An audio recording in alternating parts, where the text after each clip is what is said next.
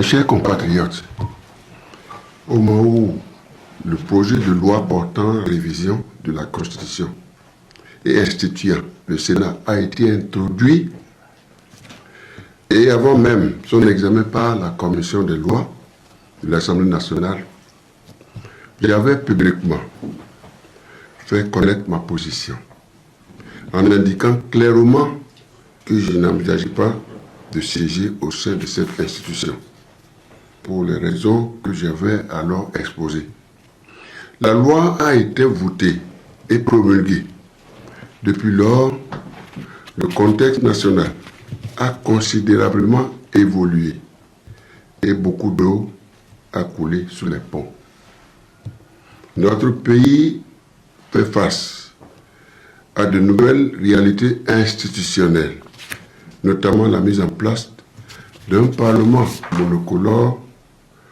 Les cadres de dialogue politique sont devenus quasi inexistants, voire considérablement réduits, alors même que notre démocratie a plus que jamais besoin d'espace, d'échange et de débat.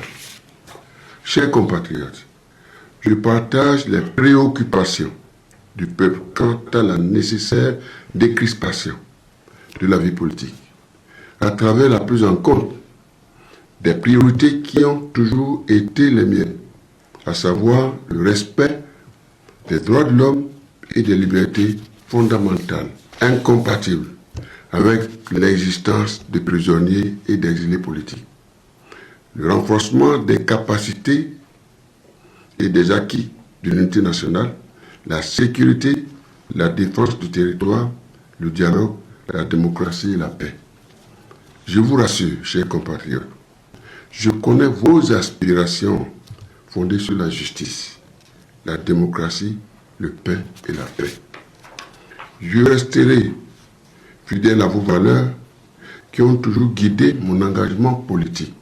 C'est pourquoi, après mûre réflexion, il apparaît dès lors que le Sénat pourrait être un cadre de dialogue politique interne destiné à porter la voix et les attentes du peuple.